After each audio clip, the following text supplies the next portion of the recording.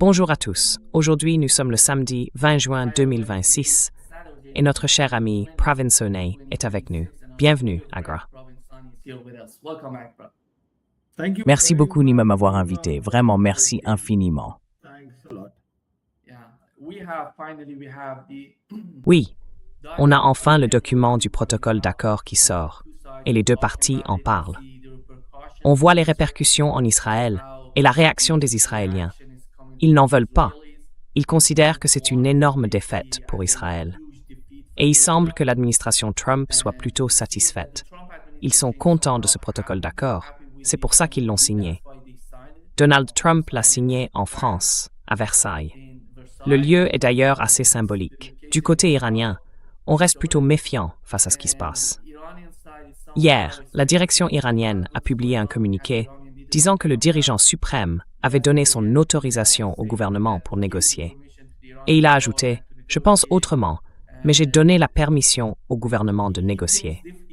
D'ailleurs, c'était exactement la même position que l'ancien guide suprême à l'époque du JCPOA. Il avait dit la même chose.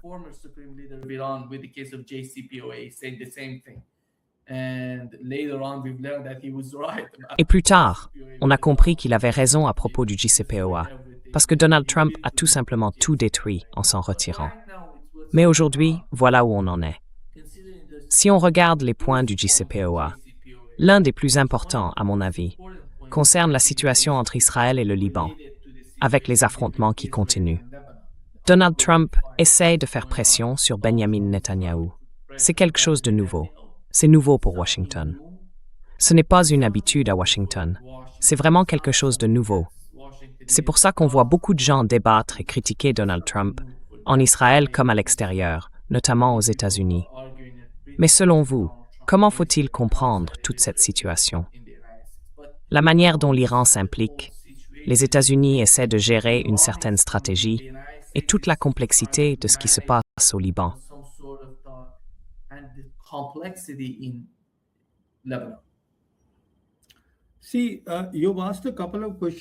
Vous voyez, vous avez posé plusieurs questions. Allons-y une par une. Alors, en ce qui concerne le protocole d'accord, à mon avis, l'Iran comme les États-Unis y tiennent vraiment, parce que c'est un pas vers un accord. Ça veut dire qu'après 60 jours, et même au-delà, ils peuvent le prolonger d'un commun accord. Maintenant, pour ce qui est du président Trump, il veut que la guerre se termine, et j'ai plusieurs raisons de le dire. Pour les Américains, la guerre est finie. Une des raisons, c'est que le président Trump n'a aujourd'hui aucune option militaire, alors que les Iraniens, eux, en ont beaucoup. Ils ont aussi des leviers économiques. Ils peuvent infliger une douleur économique au monde entier. Ils peuvent bloquer le détroit de la mer Rouge quand ils le veulent. Donc ils ont bien trop d'options. Et puis, à mon avis, le président Trump veut être retenu dans l'histoire comme le président de la paix.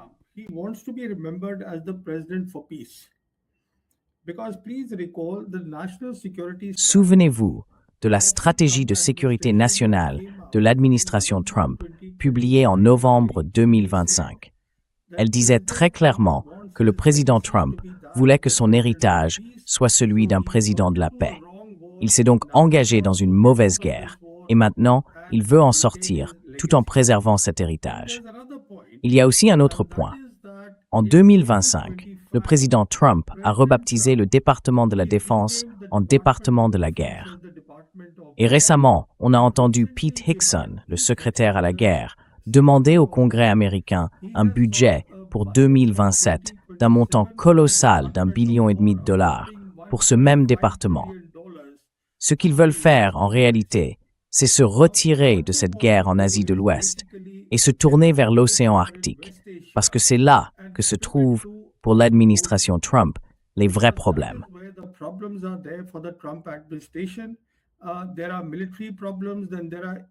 Il y a des problèmes militaires, mais aussi des questions de sécurité économique.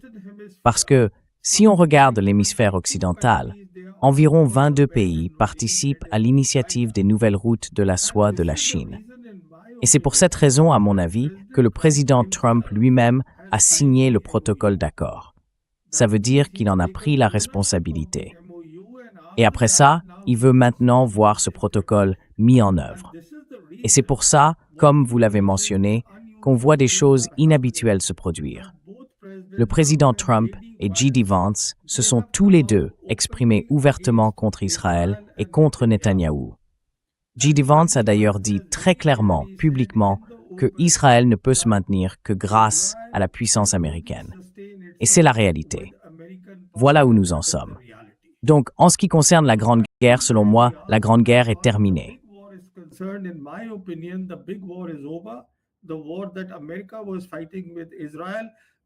La guerre que l'Amérique menait contre l'Iran nous laisse aujourd'hui face à un Israël toujours belliqueux. Maintenant, du point de vue des Israéliens, tout le monde sait qu'ils ont leurs propres objectifs de guerre. Donc ils vont continuer ce qu'ils font au Liban.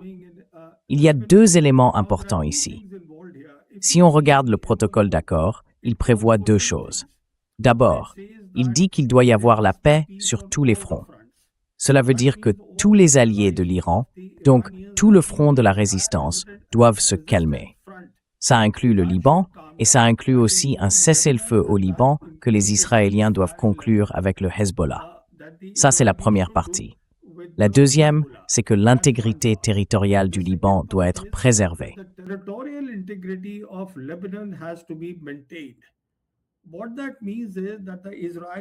Ce que ça veut dire, c'est que les Israéliens occupent déjà le sud du Liban. Environ 20% du territoire libanais est sous occupation israélienne. D'après les informations, ils sont en train d'y renforcer leurs colonies. Ils ont même modifié leurs cartes. Donc, à mon avis, les Iraniens font preuve d'une grande prudence. Ils veulent que le cessez-le-feu tienne. Pour l'instant, il tient, en tout cas. Ce qui veut dire que pour l'Asie de l'Ouest, il faut vivre avec cette situation de ni guerre ni paix.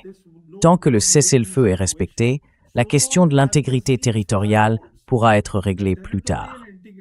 C'est d'ailleurs pour cette raison que l'équipe iranienne, dirigée par Abbas Araghchi, est déjà en Suisse ou en route pour s'y rendre. À moins, bien sûr, que Netanyahou ne rompe à nouveau le cessez-le-feu au Liban.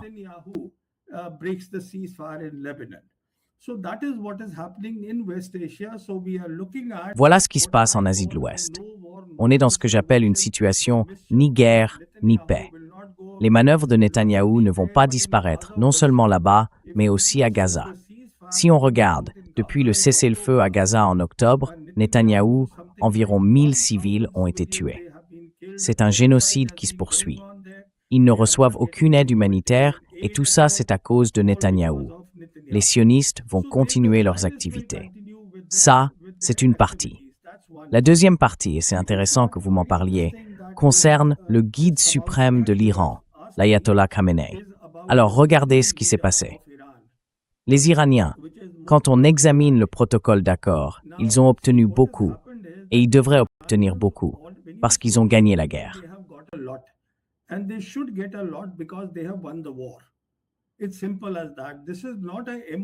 C'est aussi simple que ça.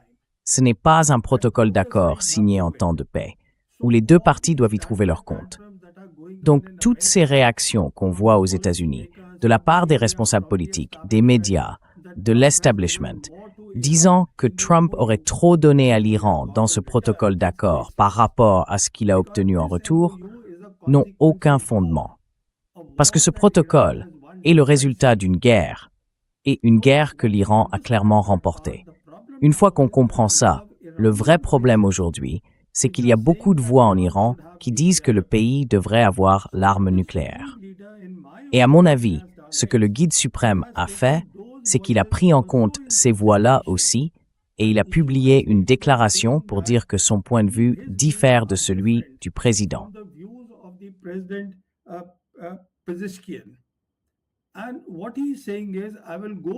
Ce qu'il dit, c'est qu'il suivra l'avis du président, parce que c'est lui, le chef suprême du Conseil national de sécurité iranien, et c'est aussi lui qui a signé le protocole d'accord. Alors, vous voyez le point que les Iraniens doivent comprendre. C'est quelque chose que leurs dirigeants, eux, ont déjà compris. C'est très simple. Ce que l'Iran essaie de faire en Asie de l'Ouest, c'est d'embarquer tout le monde avec lui. C'est ça le principe du nouvel ordre mondial. Autrement dit, vous créez vos propres problèmes. Et les problèmes de la région doivent être résolus par les acteurs régionaux. Donc, tout le monde doit être impliqué. Mais si l'Iran obtient l'arme nucléaire, le problème, c'est que la confiance disparaîtra. Les Iraniens ne seront plus considérés comme dignes de confiance par les autres acteurs de la région.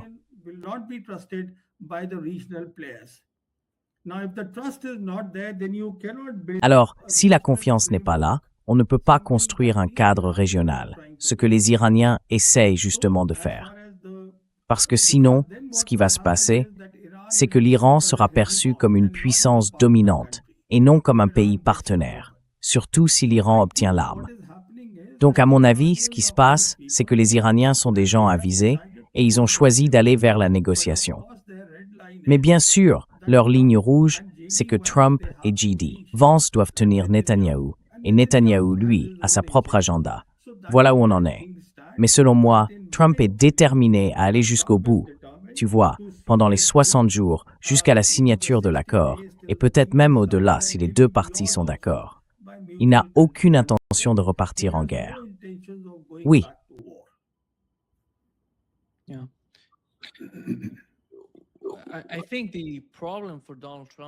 Je pense que le problème pour Donald Trump, en ce moment, c'est le Liban et la façon dont il peut gérer le gouvernement israélien là-bas. Parce que, tôt ou tard, s'il continue ses attaques contre le Liban, l'Iran va réagir. Ces 2 ou 3 derniers jours, on parlait beaucoup de la possibilité que l'Iran attaque, ou peut-être pas. Mais en coulisses, il y a des échanges entre les États-Unis et l'Iran pour savoir comment gérer tout ça. Pour l'instant, il semble que les États-Unis disent à chaque fois à l'Iran qu'ils font pression sur Netanyahou et sur les Israéliens pour qu'ils se calment. Et quand on regarde la manière dont Israël s'oppose à l'administration Trump, on voit qu'ils s'en prennent en fait aux mêmes personnes qui avaient soutenu Donald Trump. Tu sais, Allison, c'est sionistes qui avaient soutenu Donald Trump, qui l'avaient aidé à être élu. Et maintenant, ils se retournent contre lui. On voit d'ailleurs J.D. Vance réagir publiquement à ces attaques. Alors selon toi, comment tout ça va évoluer au Liban?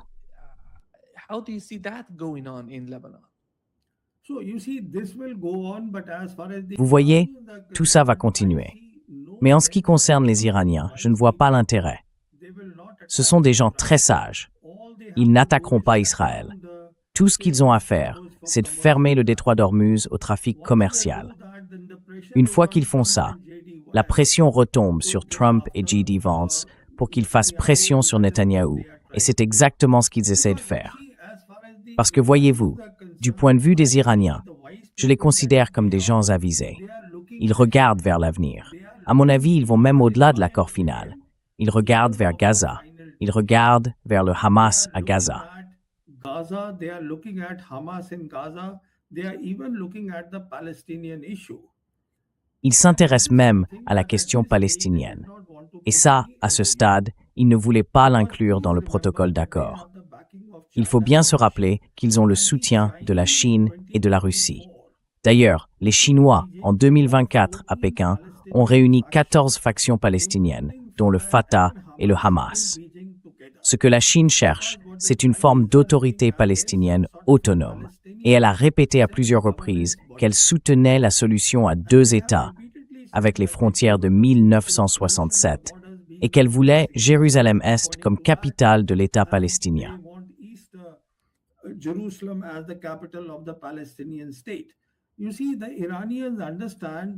Vous voyez, les Iraniens ont bien compris que s'ils parviennent à rallier toutes les puissances régionales, ils renforceront leur position. C'est pour ça que l'un des points essentiels du protocole d'accord, c'est que les Américains doivent évacuer leur base et que les forces américaines ne doivent pas se trouver à proximité de l'Iran. Parce que Arakchi et la direction iranienne veulent que tous les acteurs régionaux se rassemblent dans une logique de sécurité collective. Une fois que ça se mettra en place, et ensuite, quand l'accord final sera conclu, peut-être avec un peu de retard, alors ils s'attaqueront à cette question. Ce que je veux dire, c'est que je vois, dans l'année ou les 2 années à venir, avec ce nouveau cadre régional, une réelle possibilité que la question palestinienne soit enfin traitée avec le plus grand sérieux. And once that happens, then as far as Et quand ça arrivera, Zionists are pour ces concerned, sionistes, they will be ils seront remis à leur place. finally Leur there rêve will d'un be grand a Israël dream of prendra fin. getting that greater Ce Israel sera seen terminé. over. À So mon in my avis, opinion, les Iraniens voient très loin. Iranians Ils are vont tout looking faire pour way observer la ahead, situation. that they will try Ils vont their laisser une best to grande see. marge de manœuvre aux They will give Américains, all the leur donner leverage, beaucoup de they will give a latitude, long mais rope ils sont to the déterminés. Americans, Pour eux, but c'est une ligne certainly they are rouge. adamant, Les attaques it's a contre le red Hezbollah line doivent for them, cesser. that Le Hezbollah terrorisme and d'Israël au Liban Hezbollah doit has to s'arrêter. stop.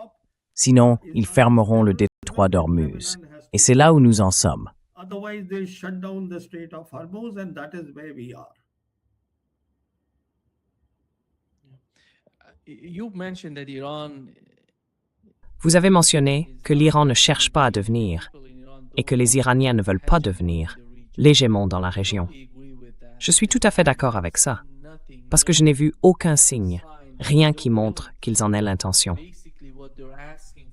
En fait, ce qu'ils demandent dans toute la région, quand on regarde leurs relations avec les voisins, que ce soit l'Afghanistan, le Pakistan ou les pays du Golfe, c'est avant tout d'avoir une région prospère, dont tout le monde puisse bénéficier. Ce n'est pas une question de domination. Parce que vous savez, par exemple, dans le cas de l'Iran et du Pakistan, c'est un très bon exemple. Depuis très longtemps, ces deux pays sont très proches, et l'Iran comprend bien la réalité du Pakistan et à quel point le Pakistan est proche des États-Unis, par exemple.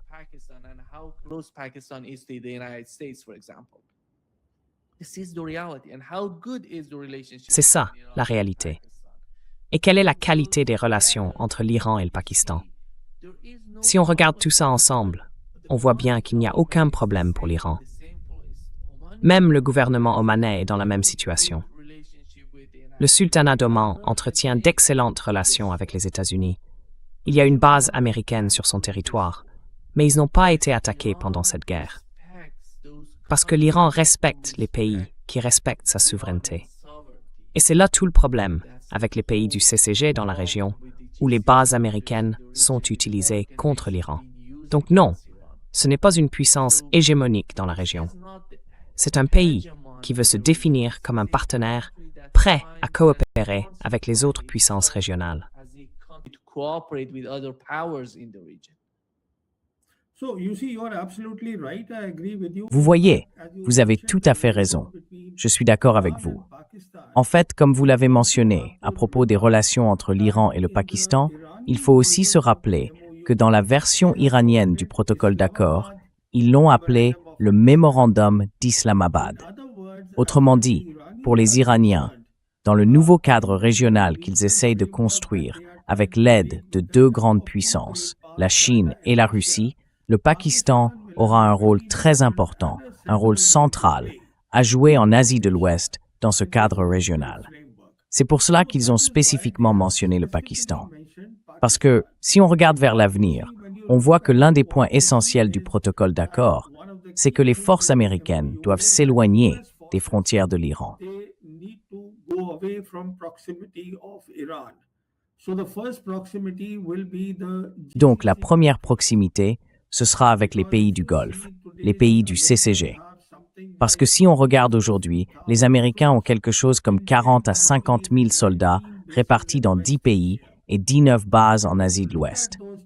Et quand on regarde ces 10 bases, 5 d'entre elles se trouvent dans des pays du CCG. À mon avis, ce qui se passe, c'est que d'abord le Qatar est dans une situation très délicate. Les Qataris n'ont pas de frontière terrestre avec l'Iran. Leur principale exportation, c'est le gaz naturel liquéfié. Ils exploitent un champ gazier qu'ils partagent justement avec l'Iran. Ensuite, le quartier général avancé du commandement central américain se trouve au Qatar. Et là-bas, on trouve aussi le principal centre des opérations aériennes américaines. C'est le grand hub, avec environ 10 000 soldats américains stationnés sur place. Ils sont là, au Qatar. American forces, they are there in Qatar. So the Qataris already, like the Saudis, have Alors, published the les deal Qataris, un peu comme les Saoudiens, ont déjà conclu un accord de sécurité avec l'armée pakistanaise. C'est la même chose, les Qataris sont aussi en discussion. Et à mon avis, avec le temps, même si aujourd'hui on voit que les Émirats arabes unis explorent d'autres voies parce qu'ils ne veulent pas passer par le Golfe Persique, Ils regardent surtout vers la route Est-Ouest. Ensuite, les Koweïtiens veulent eux aussi rejoindre cette route Est-Ouest des Émirats. Donc au fond, ce que je vois, c'est qu'à terme, un cadre régional pourrait émerger. L'Iran a remporté la guerre contre la plus grande puissance militaire du monde, les États-Unis, et c'est une victoire décisive, comme je l'ai déjà dit. Mais malgré cela, l'Iran ne jouera pas du tout un rôle hégémonique. It will not play a hegemonic role at all. It will look at a regional framework and that is where they are. Ils envisagent un cadre régional. Et c'est là que les choses avancent lentement. C'est aussi pour cette raison qu'Abbas Araghchi, à chaque fois que les Iraniens font quelque chose, il est aussitôt au téléphone avec tous les acteurs régionaux, ses homologues. Il parle avec Sergei Lavrov. Il parle avec Wang Yi. Donc il est en contact avec tout le monde, y compris avec la direction au Pakistan. Ce que je veux dire, c'est que l'Iran agit de manière extrêmement réfléchie.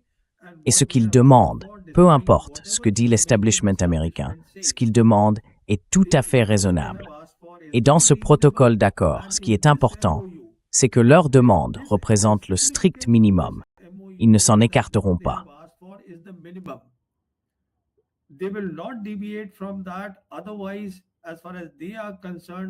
Sinon, pour ce qui les concerne, ils ont la possibilité de fermer le détroit d'Ormuz. Et du côté américain, quand on regarde l'establishment américain, on voit leur direction politique, leurs commentateurs, leurs grands analystes, leurs médias, leurs think tanks, tous ces gens vivent dans leur propre bulle. Ils continuent de croire que l'Amérique est la seule superpuissance au monde, que le monde est unipolaire. Mais le monde a changé. Il n'est plus unipolaire. Ils doivent comprendre qu'aujourd'hui, on vit dans un monde multipolaire, avec 3 grandes puissances, et que l'Amérique est l'une de ces 3 grandes puissances.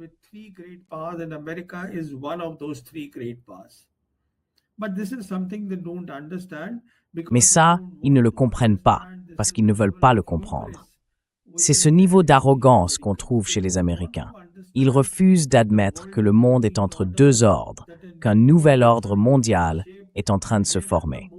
Et c'est là que ça devient vraiment intéressant, parce que j'aimerais dire un mot sur ce qu'est, selon moi, ce nouvel ordre mondial, si vous me laissez juste 1 minute pour l'expliquer. L'ordre mondial actuel, celui dont on parle, est un ordre hégémonique. Il repose sur 2 forces exceptionnelles de l'Amérique, sa puissance militaire et le dollar, qui est la monnaie de réserve du monde. Cet ordre est un ordre hégémonique. C'est un ordre dans lequel l'Amérique fait et défait les règles à sa guise.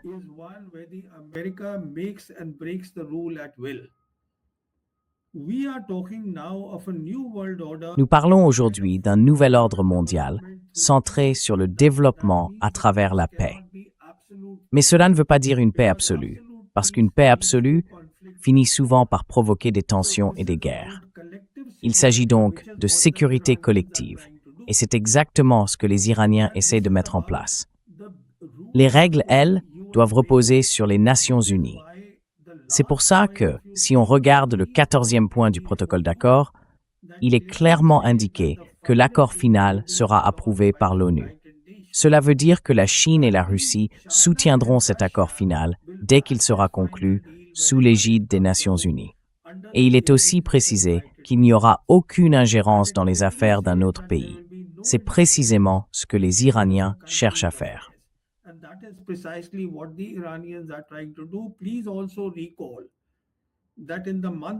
Rappelez-vous aussi qu'au mois de mai, Abbas Araghchi s'est rendu à Moscou où il a passé 1h30 avec le président Poutine.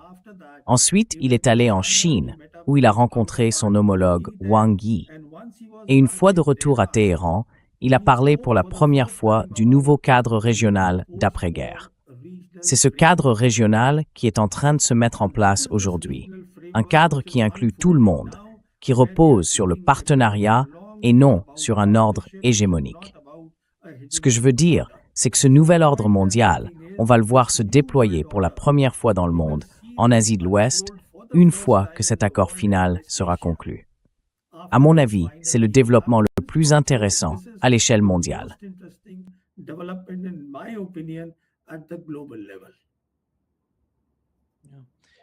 I think what you've just mentioned is so important. Je pense que ce que vous venez de dire est vraiment essentiel pour le calcul américain dans la région.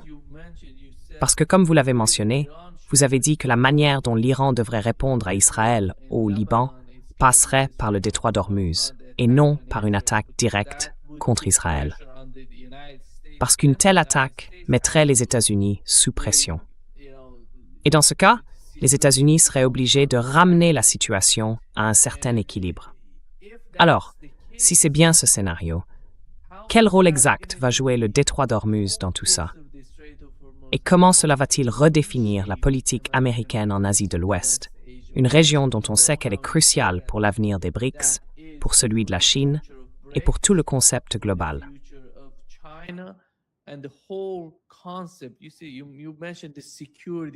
Vous avez évoqué une sorte d'architecture de sécurité, je dirais, pour les BRICS, qui se trouve en Asie de l'Ouest, une région qui représente environ 20% de l'énergie mondiale.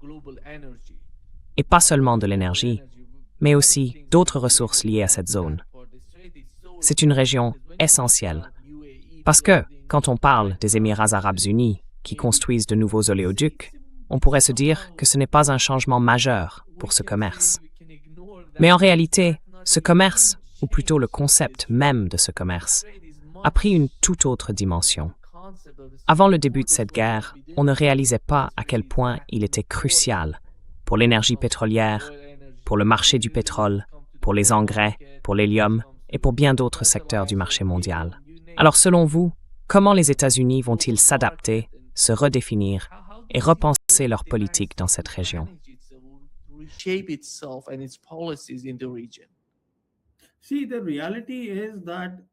Voyez-vous, la réalité, c'est que si ce n'est pas maintenant, une fois l'accord signé, l'Amérique va se retrouver face à cette réalité.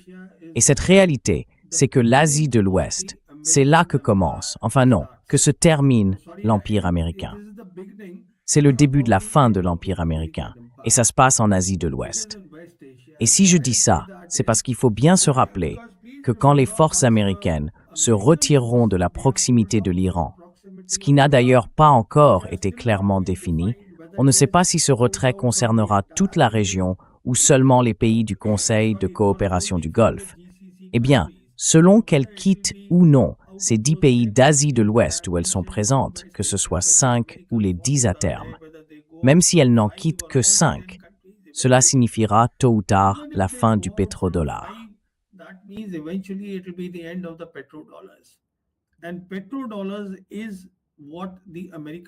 Les pétrodollars, c'est ça, le cœur de l'Empire américain.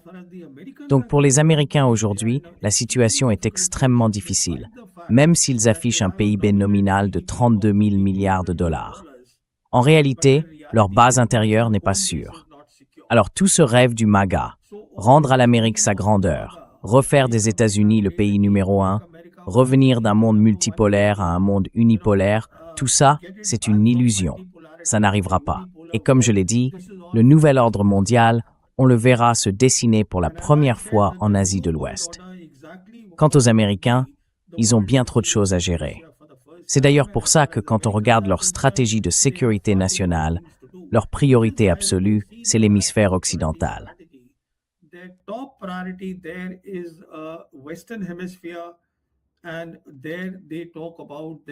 Et puis, ils parlent de revoir la doctrine Monroe. Mais même ça, ce n'est plus possible, parce que beaucoup de choses ont changé. Je veux dire, vous savez très bien que le Brésil ne fait pas partie de l'initiative des nouvelles routes de la soie. Mais le Brésil entretient des liens économiques très forts avec la Chine. Le Brésil est un membre à part entière et un membre extrêmement important des BRICS. Vous voyez? C'est pareil pour le Mexique. Il ne fait pas partie de l'initiative des nouvelles routes de la soie. Il n'y a pas adhéré, mais il a des relations économiques. En résumé, pour ce qui est de la Chine, très bientôt, je dirais d'ici 2 ou 3 ans, elle représentera environ 41% de la production manufacturière mondiale. Toutes les chaînes d'approvisionnement se terminent en Chine.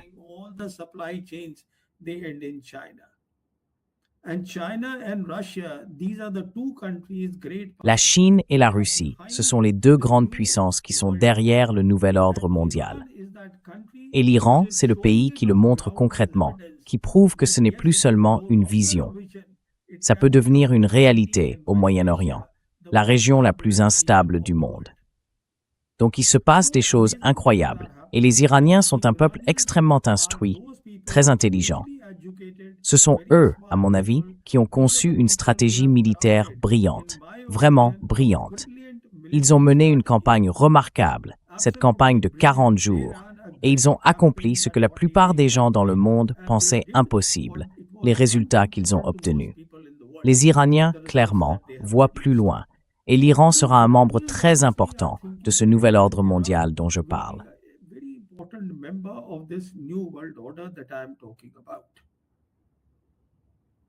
Yeah. We had the G7 summit. On a eu le sommet du G7 et ils ont invité 3 membres des BRICS, le Brésil, les Émirats arabes unis et l'Égypte. J'imagine que l'Égypte et les Émirats sont liés, d'une manière ou d'une autre, à ce qui se passe en Asie de l'Ouest, à la guerre en cours. Mais la présence du Brésil, ça c'est un peu, qu'est-ce que ça veut dire? Et vous vous souvenez, avant le début de la guerre en Ukraine, beaucoup de gens se demandaient depuis longtemps. Mais au fond, c'est quoi les BRICS? What is BRICS? Who's BRICS? Les BRICS, ça veut rien. And getting just Et tu te souviens, je ne sais pas si tu as vu cette séquence où Joe Biden parlait de ce que la Russie veut faire. Est-ce qu'ils vont se rapprocher de la Chine et de l'Iran? Tout le monde riait, d'une manière ou d'une autre. Mais qui sont ces gens?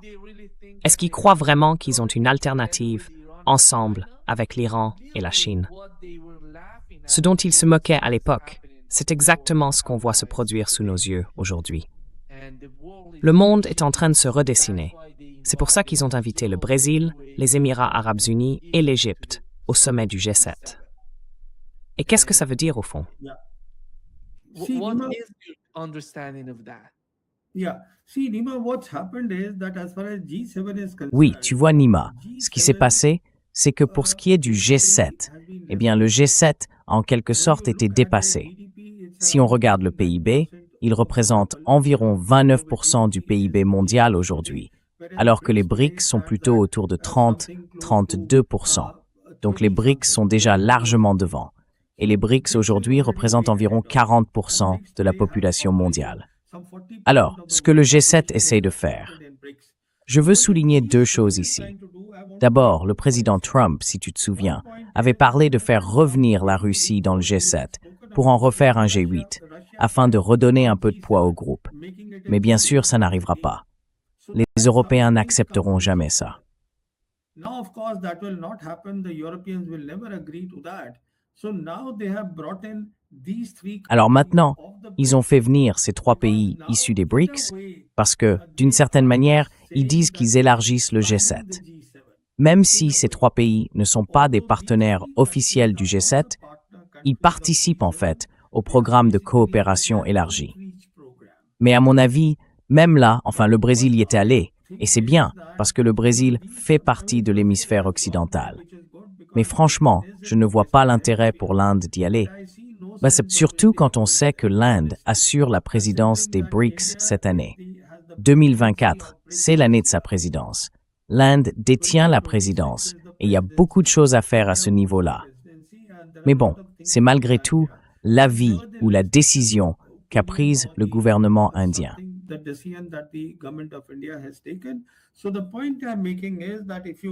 Ce que j'essaie de dire, c'est que si on regarde le G7, et si on regarde les fractures à l'intérieur du G7, on voit bien qu'aujourd'hui, l'Union européenne est complètement divisée, parce que le monde s'est éloigné de l'axe transatlantique. Même les Américains s'en détachent. Ils disent aux Européens, c'est à vous de faire le gros du travail au sein de l'OTAN, sinon nous n'avons plus rien à y faire. Parce que pour le président Trump, comme je l'ai déjà dit, sa principale préoccupation, c'est l'hémisphère occidental. Et ensuite, c'est la Chine, c'est-à-dire la zone du Pacifique Ouest. C'est là qu'ils concentrent maintenant leurs efforts pour renforcer leur capacité militaire. Pas dans une logique de compétition, mais de dissuasion. Ils veulent y développer leur puissance militaire avec l'aide de leurs partenaires.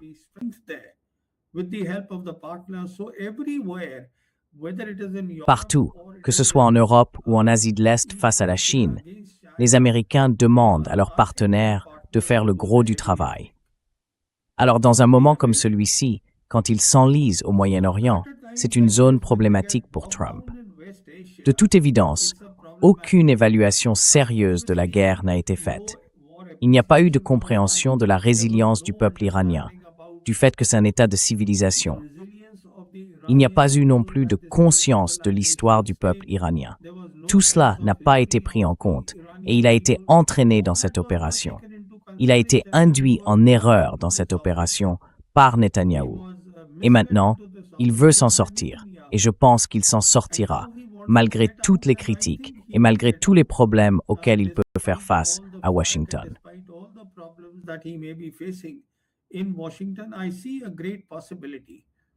Je vois une grande possibilité. Et même les Iraniens tiennent à faire aboutir ce protocole d'accord, parce qu'ils ont des choses à faire au-delà de ce document. Et ça ne sera peut-être pas réglé en 60 jours, disons plutôt en 90 jours, ou peut-être un peu plus. Mais si cela se réalise, ce sera un très grand succès pour l'Iran et pour le nouvel ordre mondial. Quant aux États-Unis, ils pourront s'occuper de leurs propres affaires, et ils en ont beaucoup, des affaires et des problèmes. Ce qui bloque vraiment, c'est Israël et les sionistes. Ce sont eux qui créent les difficultés. Et ce sont eux que le président Trump et son vice-président doivent maintenant maîtriser. C'est à eux de s'en charger.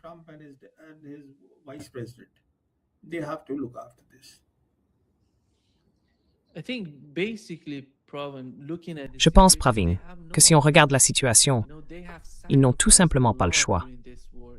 Tu sais, ils ont déjà beaucoup sacrifié pendant cette guerre contre l'Iran. Ils ont perdu plus de la moitié de leur stock, leurs radars ont été détruits, et il y a eu d'énormes dégâts pour la puissance militaire américaine, ou du moins pour l'image des États-Unis comme puissance militaire. Tu vois, quelque chose comme 17 bases dans la région ont été touchées et détruites par les forces iraniennes. Si on met tout ça ensemble, avec les répercussions économiques de la guerre, la pression qu'ils ont exercée sur leurs alliés au Moyen-Orient, au Japon, en Corée du Sud, les Européens ont aussi souffert à cause de cette guerre. Ils ont coupé le pétrole et le gaz venant de Russie, le gazoduc Nord Stream, et ils ont perdu l'accès au golfe Persique. Tout ça a eu d'énormes conséquences sur la politique étrangère des États-Unis, pas seulement sur le plan militaire, mais aussi économique. Donc en gros, ce que ces sionistes demandent, c'est une recette pour le désastre pour les États-Unis s'ils continuent dans ce combat, dans cette guerre.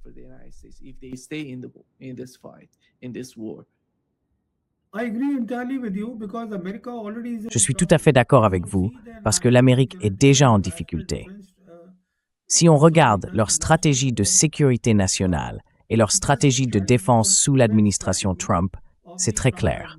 La priorité numéro 1, c'est l'hémisphère occidental. Et juste après, la deuxième priorité, c'est de renforcer la base industrielle de défense, parce qu'ils ont un vrai problème à ce niveau-là. Et si je peux ajouter un autre point, ce qui est apparu très clairement pendant la guerre en Asie de l'Ouest, pendant ces 40 jours, c'est que les Américains se battent encore avec des capacités du XXe siècle. On ne mène pas une guerre asymétrique comme celle que les Iraniens ont conçue et menée avec ce genre de moyens. En phase 2, il y avait ces immenses porte-avions, ces destroyers.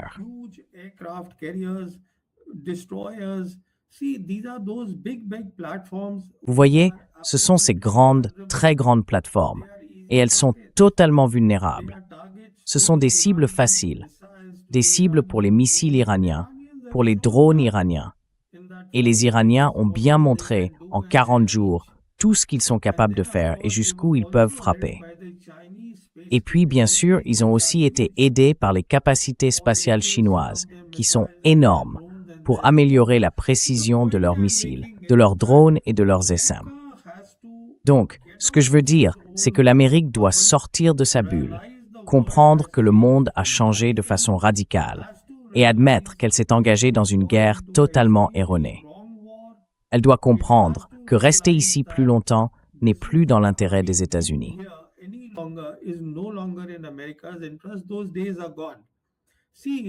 Cette époque est révolue. Vous voyez, c'était pendant la guerre froide et le monde unipolaire que l'Amérique pouvait soutenir Israël.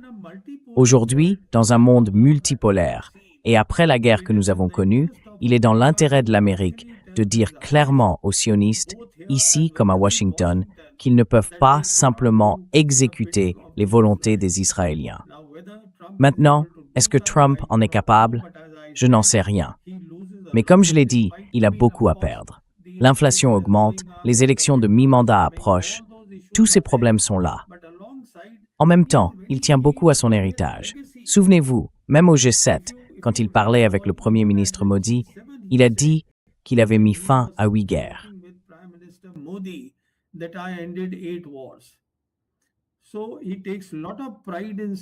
Il est très fier de dire qu'il a mis fin aux guerres parce qu'il veut être vu comme le président de la paix.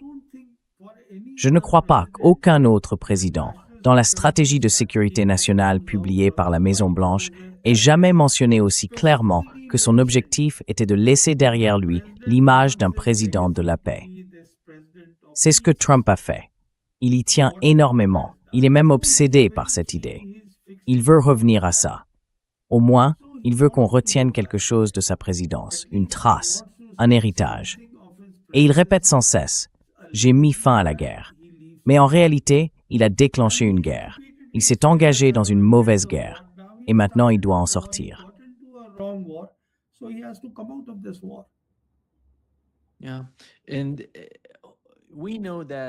Et on sait bien que si on regarde les choses dans leur ensemble, beaucoup de gens disent que tout l'agenda derrière la guerre en Ukraine et celle au Moyen-Orient vise en réalité la Chine.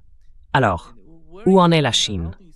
Comment vous voyez la Chine aujourd'hui, en observant les difficultés des États-Unis avec leurs propres problèmes, que ce soit en politique étrangère, en Ukraine ou avec l'Iran? Et au fond, Donald Trump est arrivé au pouvoir en parlant de ramener les emplois aux États-Unis, de relocaliser la production. Rien de tout ça ne se passe aujourd'hui. Tout tourne autour de la guerre. Tout tourne autour d'un nouveau sujet, le détroit d'Ormuz, ce qui n'était pas du tout le cas avant le début de cette guerre. Et quand on y pense, en Ukraine, rien n'a vraiment changé jusqu'à présent. La guerre continue.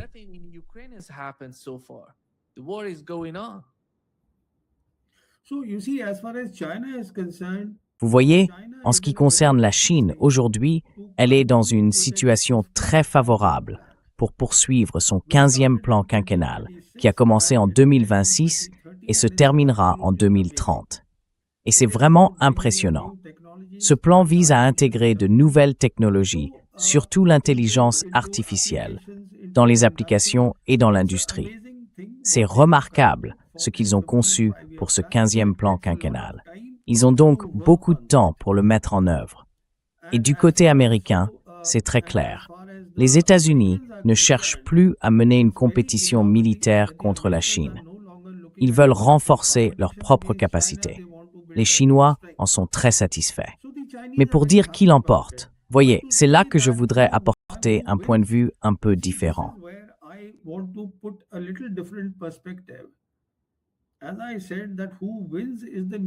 Comme je l'ai dit, le grand gagnant, c'est le nouvel ordre mondial. Un ordre mondial soutenu par la Russie et la Chine, et dans lequel l'Iran est devenu un membre très important. C'est vers cet ordre mondial que se tourne aujourd'hui le Sud global. Des pays comme le Brésil en font partie. Les BRICS sont l'une des institutions clés de ce nouvel ordre mondial. L'Organisation de coopération de Shanghai en est une autre, tout aussi importante. Voilà ce qui est en train d'émerger. C'est ce que Xi Jinping répète souvent. Nous vivons un changement qui n'arrive qu'une fois par siècle.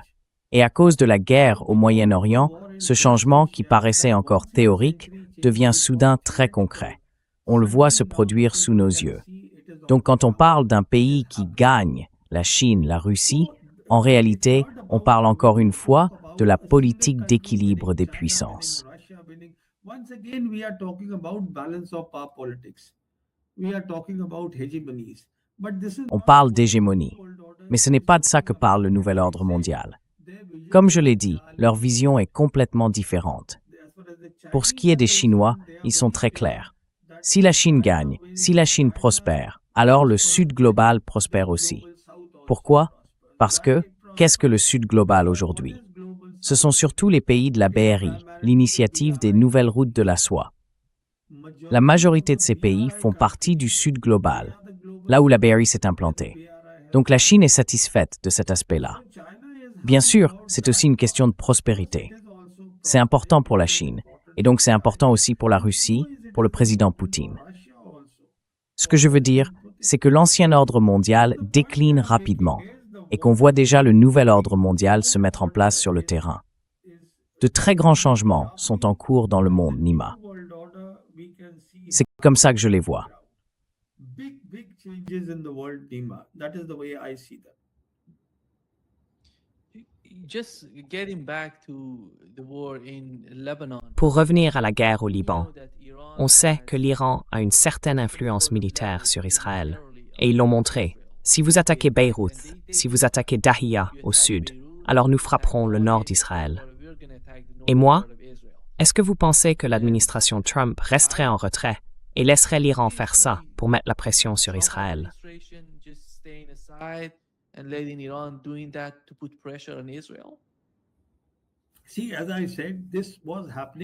Vous voyez, comme je l'ai dit, tout ça se passait déjà avant la signature du protocole d'accord. Les Iraniens sont un peuple avisé. Maintenant, ce qu'ils pourraient faire, c'est fermer le détroit. Ils n'ont plus vraiment de raison de ne pas le faire. Ou bien ils pourraient demander aux Houthis de s'en charger. Vous voyez, leur front de résistance, comme ils l'appellent, pourrait s'en occuper. Mais les Iraniens, pour autant que je puisse en juger, à mon avis, ils vont s'en tenir à ce protocole d'accord et chercher à le transformer en un accord final. C'est dans leur intérêt, parce qu'ils ont beaucoup d'autres priorités au-delà de ça. Et en avançant dans cette direction, ils doivent embarquer tous les pays de la région et avoir le Pakistan de leur côté.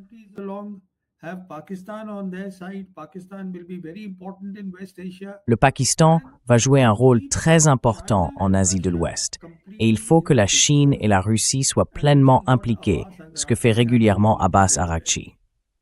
Voilà ce que font les Iraniens. Enfin, je ne pense pas que les Iraniens. Écoutez, la réalité est très simple. J.D. Vance l'a dit lui-même publiquement. Les 2/3 de l'équipement défensif qu'Israël possède aujourd'hui viennent de l'argent américain. Ce sont les Américains qui ont fourni les armes. Ce qu'il voulait dire, c'est que si l'Amérique ne soutient pas Israël, il n'y a aucun moyen pour Israël de combattre l'Iran. Ça devrait être clair pour tout le monde après la guerre de 40 jours. C'est tout simplement impossible. Mais les sionistes, dans leur logique, voyez, moi je les appelle un État terroriste.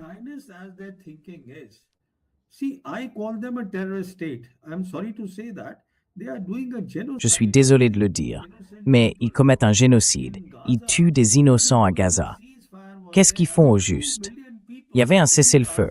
Je veux dire, 2 millions de personnes vivent à Gaza, dans une prison à ciel ouvert, privées d'aide humanitaire. On leur refuse même les médicaments à cause de ces sionistes. Alors, comment peut-on encore se ranger de leur côté? Moi, j'ai un vrai problème avec ça. Donc, la solution, c'est que, dans cette nouvelle configuration dont on parle, le cadre régional d'après-guerre, les Chinois, les Russes, les Iraniens et les acteurs de la région se penchent sérieusement sur la question palestinienne. C'est essentiel.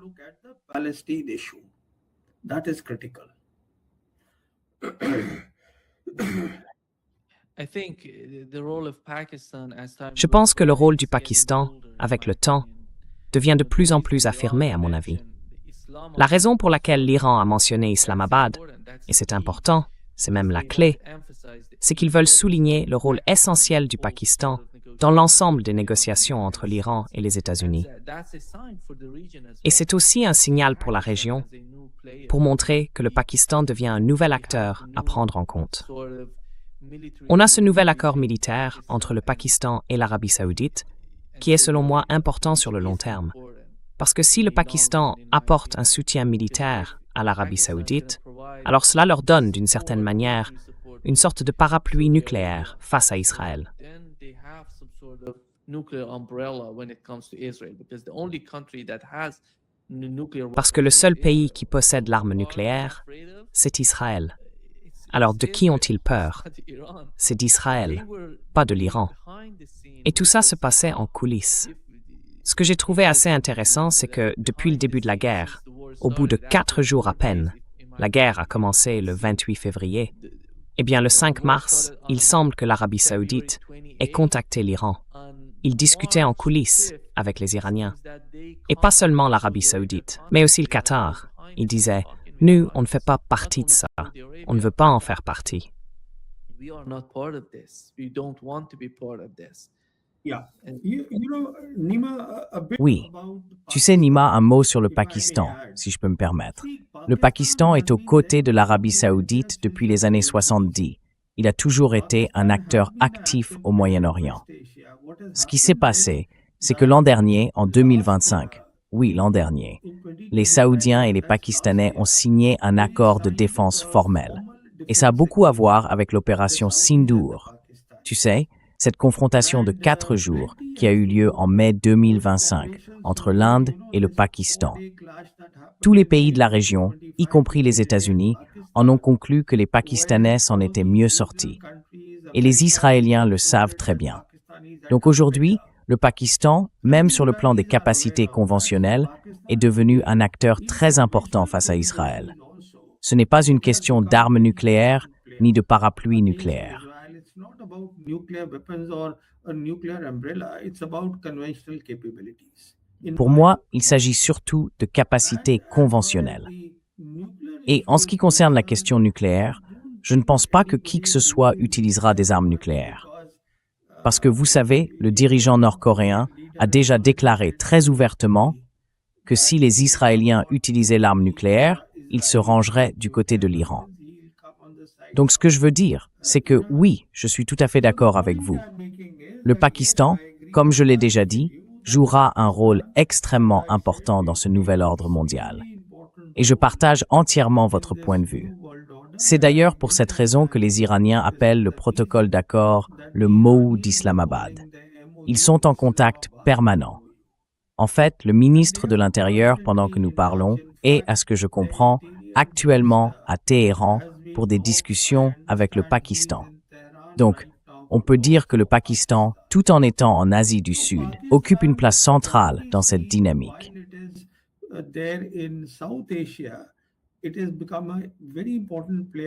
C'est devenu un acteur très important en Asie de l'Ouest. Et c'est pour ça que je répète souvent que dans ce nouvel ordre mondial dont on parle, et là on parle du continent eurasiatique sans les pays d'Europe de l'Ouest, ces 3 régions, l'Asie centrale, l'Asie de l'Ouest et l'Asie du Sud, doivent être considérées comme un tout. Et le Pakistan joue un rôle essentiel dans l'ensemble de cette région, pour une raison simple. Aujourd'hui, c'est le seul pays au monde qui entretient de bonnes relations avec les 3 grandes puissances, les États-Unis, la Chine et la Russie, dans ce monde multipolaire. C'est exceptionnel. Donc, le Pakistan, franchement, a accompli quelque chose de remarquable. Et vous savez, il faut reconnaître que le gouvernement y est pour beaucoup.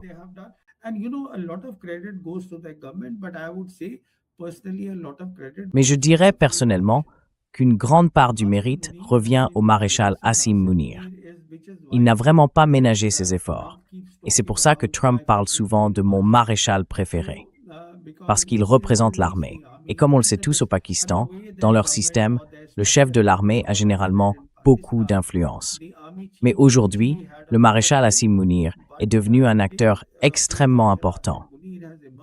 Et bien sûr, ce n'est pas pour minimiser le rôle du Premier ministre du Pakistan ou du ministre des Affaires étrangères. Eux aussi ont beaucoup travaillé, avec une énergie incroyable, sans relâche. Donc oui, je suis tout à fait d'accord avec vous. Le Pakistan va jouer un rôle majeur.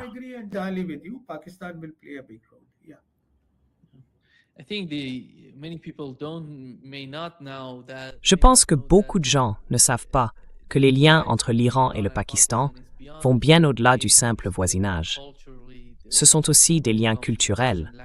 Quand on parle de la langue persane, ses racines sont très profondes entre l'Iran et le Pakistan. Et c'est la réalité. Peu importe, vous savez, les politiques ou le nouveau président iranien, les liens entre l'Iran et le Pakistan continuent comme ils l'ont toujours fait depuis très longtemps.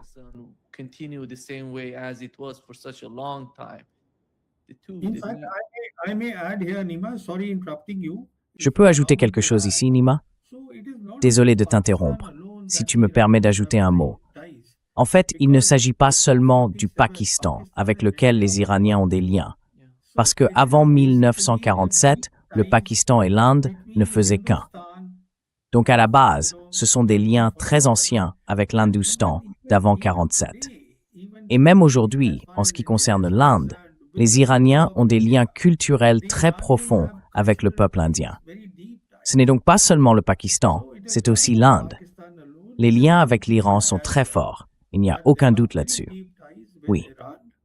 There's no doubt about it. Yeah. Tout ça renvoie à la langue persane. Tout est lié, vraiment. Tout est tellement lié. Exactement.